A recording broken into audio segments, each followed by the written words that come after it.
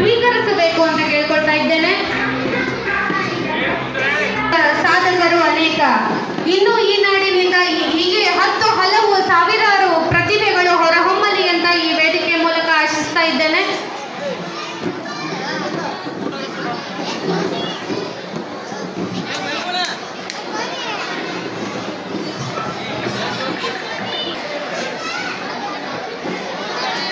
ಕುಮಾರಿ ಅಂಬಿಕಾ ಕೋಳಿ